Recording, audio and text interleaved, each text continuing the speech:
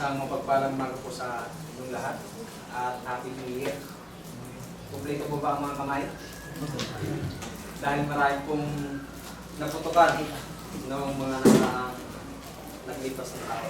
So, sa umaga pong ito, unang-unang pasalamat tayo sa Diyos sapagkat narating natin yung tinatawag na 2026 at mapalad ang bawat isa sa atin dahil meron tayong buhay.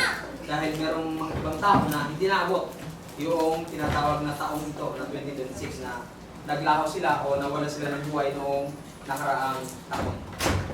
At ang aming pong paksa na inihanda, bago pala ako dumakaroon, si Brother Naum po ang dapat na magtayo o tatayo ngayong bagong ito.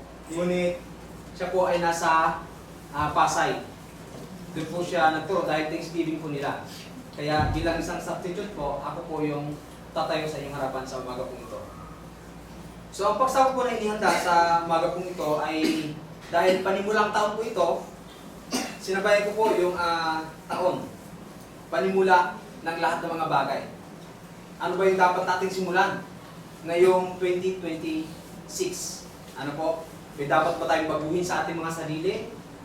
Kailangan na ba nating simulan na magbasa ng Biblia? Kailangan na ba nating simulan na huwag tayong magpabaya sa pagkakatipon? O huwag sumamba, huwag lumiban?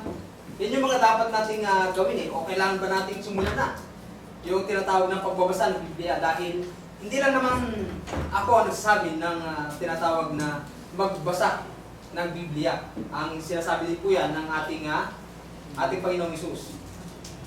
Yan po. Unang linggo ng taon, January 5. Panimula ng taon, panimula ng pakikibaka. Bagong pakikibaka natin sa bagong taon na ito.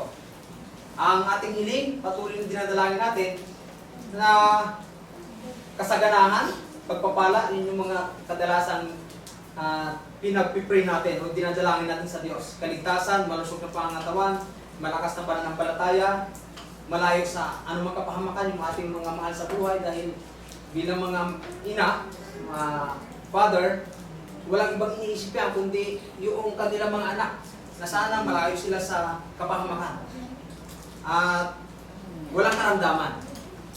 Iilan lang yan na gusto nating matabo ngayong pagsalubong sa bagong taon na ito. Na sana yan yung makamit natin sa buong taon po na ito. Yan. Kung ibubuod natin yung nangyari nung nakaraang taon, ang daming mga dilubyo, sakit, karamdaman, mga problema na dumaan sa ating buhay, ngunit masaya. Dahil naabot natin, gaya ng sinabi ko kanina, naabot natin yung 2026. Ano po? Sa pagtahak natin sa panibagong taon, baunin natin yung aral na patuloy na inilalahad ng mga tagapagturo. Salita ng Diyos na magpapatibay sa ating mga pananampalataya. Ito yung magiging kalasag natin sa mga gawa ni Satanas. Dahil si Satanas lang naman ang patuloy na sumisira at gumugulo sa ating mga pananampalataya na gaya niyan. Maraming mga hadlang para hindi tayo sumampa sa tuwing unang araw sa linggo. Hibo ni Satanas yun. Gaya ng mga sales sa mall, tumataon yan tuwing linggo, minsan napapalit natin yung mga bagay niyan. Yan yung mga hibo ni Satanas na dapat at dala-dala natin ay ang salita ng Diyos na patuloy na magpapatibay at upang maalis yung hibo ni Satanas na ito. Yan. Pasok po tayo doon sa aking pong pinakapaksa at nag-intro lang po ako kanina. Ang sabi po dito, nang pasimula nung tinatawag na sa Genesis, time pass, and last days, hindi ko na po nalagay sa screen dahil walang time. Ang sabi dito nang pasimula, dahil ang paksa po na ito ay pumapatungkol to sa ating Panginoon si Kristo eh. Kung paano siya nagsimula sa pangangaral. Ang sabi dito ng pasimula, siya ang berbo. At ang berbo ay sumasa Diyos, at ang berbo ay Diyos. In the beginning was the Word. Nung simula daw ay salita, Word. In the beginning was the Word, and the Word was with God, and the Word was God. So, nung pasimula dito, ang sabi, salita. Dahil ang mundong ating ginagalawan ginawa sa pamamagitan ng salita. Ginawa sa pamamagitan ng hindi nakikita. Nung pasimula daw, salita. At ang salita na yon, Diyos. Ano yung magiging reference natin na yung salita po na yon ay Diyos? Ano po?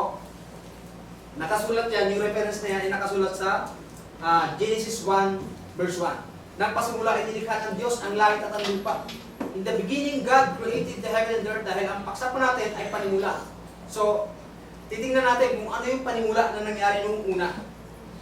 Sabi dito, in the beginning, God created the heaven and earth. At itong salita na ito ay nagkatawang tao which is Diyos ayon sa 1:14 ng John. At yung salita na yan ay makapangyarihan. Dahil ang mundo nga po natin ginagalawan, nilikha sa pamamagitan ng hindi nakikita. Yun ay nilikha sa pamamagitan ng salita. Parang imposible na mangyari dahil ang mga bagay na ito, ginawa ito sa pamamagitan ng nakikita. Kung yung ating mundong ginagalawan na narinito, yung ating natatanaw, yung kalawakan, yung lupa, yung tinatawag na dagat, ginawa yan sa pamamagitan ng hindi nakikita. Ano yung reference doon? Saan natin mapuputunayan? Genesis 1:3. Sinabi ng Diyos. Ang sabi po dyan, sinabi ng Diyos. Nung sinabi niya, kung mag-iisip kayo ng isang madilim na wala talagang form. Nung nandun na po yung Diyos noon, na kung tatanungin nyo kung saan ang galing yung Diyos, mayroon po sagot sa Biblia yan. O kung mag-iisip kayo ng isang form, isang lugar na napakadilim, ang sabi ng Diyos, mayroong ginawa yung Diyos doon. Sabi niya, magkaroon ng liwanag doon sa dilim na yun. At nagkagayon.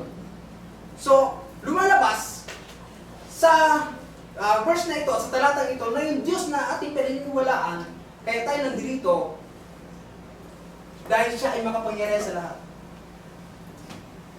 Kung wala ang Diyos, wala tayo dito. Yan yung utos niya sa Hebreo 10:25 na huwag pabayaan ang pagkakatipon. Kasi sinabi niya, huwag pabayaan ang pagkakatipon. Kaya tayo narito. Yun yung sinabi niya. Ang sabi niya sa 1:3, at sinabi ng Diyos, doon sa kanyang sabi na to, nagkagayon. Kung hindi ka makapangyarihan, hindi mo magagawa to. Na ang sabi niya doon sa isang madilim na lugar na yun, magkaroon ng liwanag at nagkagayon. Ang sabi sa 1 na yun, sinabi. At sinabi ng Diyos, mapisan ng tubig na nasa silong ng langit. So yung tubig na kanyang ginawa, mahiwalay din yun. So nangyari, na ang tubig na ito mahiwalay. Ano yung pinapalabas natin dito? Na ang Diyos na sinasampalatayan natin, ang Diyos na pinaniniwalaan natin ay Diyos na makapangyarihan sa lahat, na hindi mo pinaniniwalaan ng iba. Ang sabi sa Genesis 1:11, sinabi ng Diyos, sibulan ang lupa ng damo. So yung mga damo na to, yung mga puno, yung mga pananim, ginawa din ng Diyos. Pananim na nagkakabinhi at punong kahoy na namumunga ayon sa kaniyang pagkakahoy na taglay ng kaniyang binhi sa ibabaw ng lupa at nagkagayon. So lahat yan, ginawa ng Diyos sa pamamagitan ng hindi nakikita, sa pamamagitan ng salita. 1:14, sinabi ng Diyos, magkaroon ng tanglaw sa langit. Yung araw at ang buwan, ginawa rin ng Diyos na makapangyarihan sa lahat. Upang maghiwalay ang araw sa gabi at maging pinakatanda at pinakabahagi ng panahon. Pansinin niyo po yung sinabi.